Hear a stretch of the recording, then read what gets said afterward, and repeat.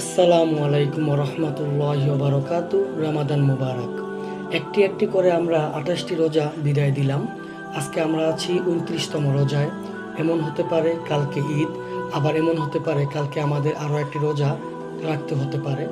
রমজানের প্রথম দিকে আমি আপনাদের নিয়ে এই প্লেসটিতে, আমার এই ড্রয়িং রুমে, আমি এই ডাইনিং টেবিলে বসেই আপনাদের নিয়ে ছোট একটি ব্লগ করেছিলাম। সেই ব্লগে আমি আপনাদের দেখানোর চেষ্টা করেছিলাম আমরা ঘরোয়া পরিবেশে কিভাবে আমরা ইফতার করি।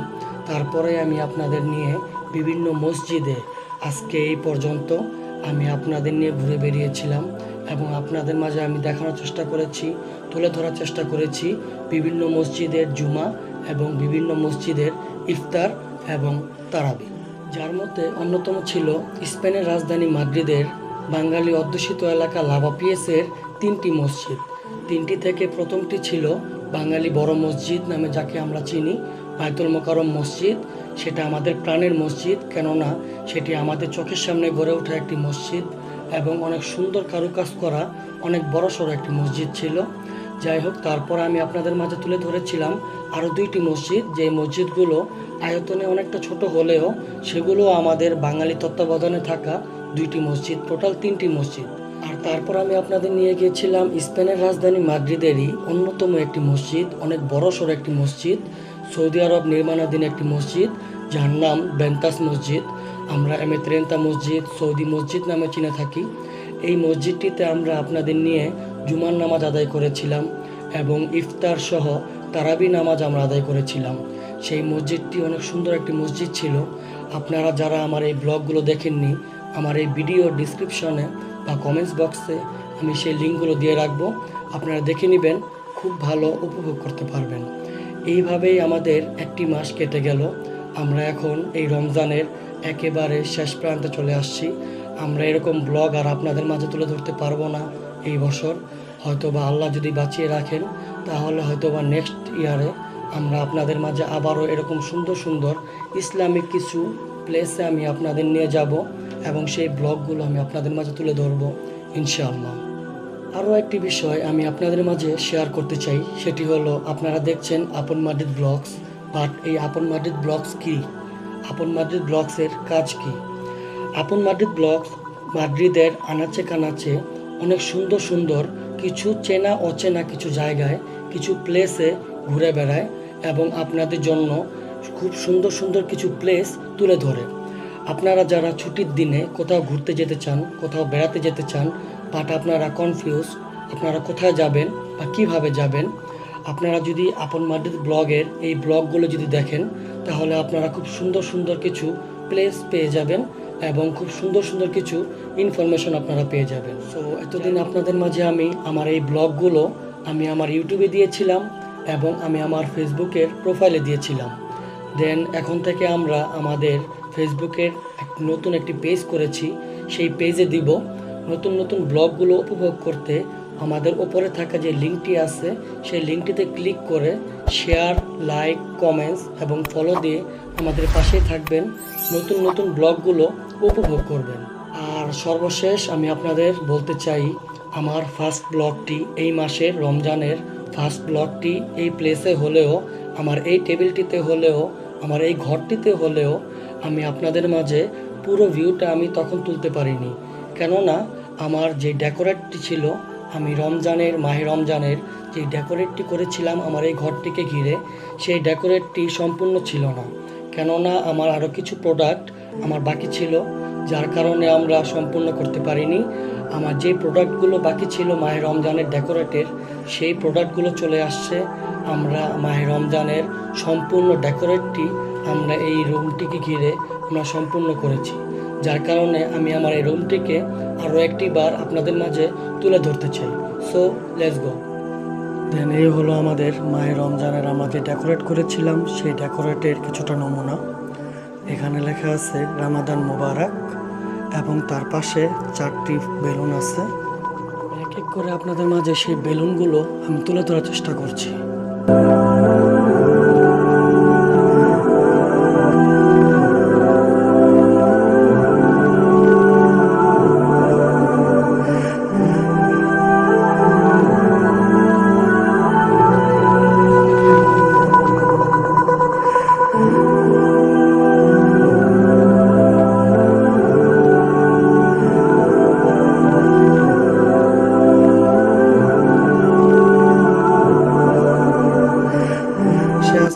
সুন্দর একটি ঝর্ণা।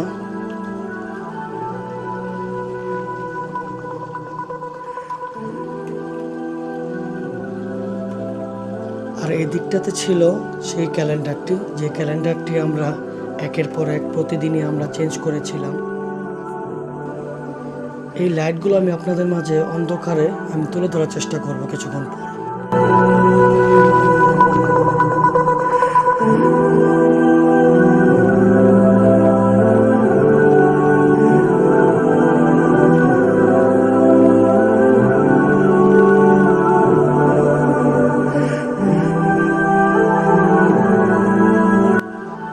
এবং তার পাশে সুন্দর একটি গাছ আছে, এই গাছটিতেও আপনারা লাইট দেখতে পাবেন। এই যেমন আলোতে আপনাদের যতটা সম্ভব দেখানোর চেষ্টা করি, এগুলো সব রমজানের লাইট। এই লাইটগুলো জ্বলছে, বাট এখন যেহেতু আলো আছে যার কারণে আপনারা বুঝতে পারছেন না।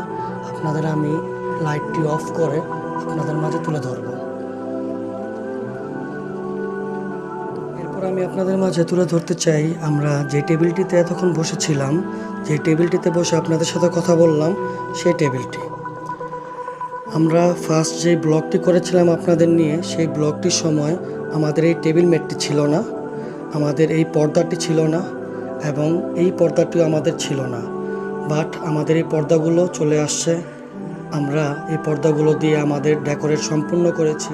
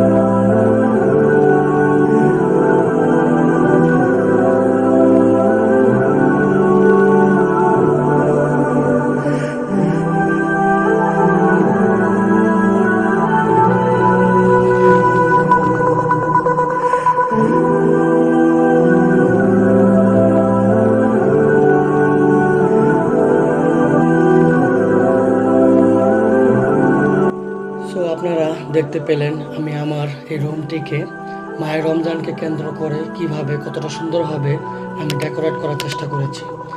এর মূল কারণ হচ্ছে আমরা প্রবাসে, আমাদের বাবা নেই, আমাদের মা নেই, আমাদের কাছের খুব কাছের আত্মীয় স্বজন অনেকেই নেই, ফ্রেন্ড সার্কেল নেই, আমাদের পাড়া প্রতিবেশী নেই। আমরা ওরকম আনন্দটা পাই না, আমরা ওরকম ফিলটা পাই না মাহে রমজানের, যার কারণে আমরা ইবাদত বন্দিগির পাশাপাশি এই পবিত্র মায়ের রমজানটিকে এইভাবে আমরা উপভোগ করার চেষ্টা করলাম। এইভাবে আমরা ডেকোরেটের মাধ্যমে আমরা ফিল নেওয়ার চেষ্টা করলাম যে আমরা মাহে রমজানে আছি এবং মাহে রমজান চলছে। আমরা আছি স্পেনের মাটিতে। স্পেন খ্রিস্ট ধর্মীয় একটি দেশ। আমরা দেখতে পাই ক্রিসমাসের সময়, বড়দিনের সময় পুরো একটি মাস জুড়ে ওরা আলোকসজ্জা করে এবং ওরা উপভোগ করে পুরো একটি মাস। তো আমরা কেন পারবো না? আমাদের জন্য এই মাসটি অনেক মূল্যবান একটি মাস, যার কারণে আমরাও এই মাসটিকে উপভোগ করার চেষ্টা করি। তো আজকের ব্লগটি থেকে আমি বিদায় নিচ্ছি, মাহে রমজানের ব্লগগুলো থেকে আমি বিদায় নিচ্ছি। ভালো থাকবেন, সুস্থ থাকবেন। স্পেন থেকে সকলকে জানাই ঈদের অগ্রিম শুভেচ্ছা। ঈদ মোবারক।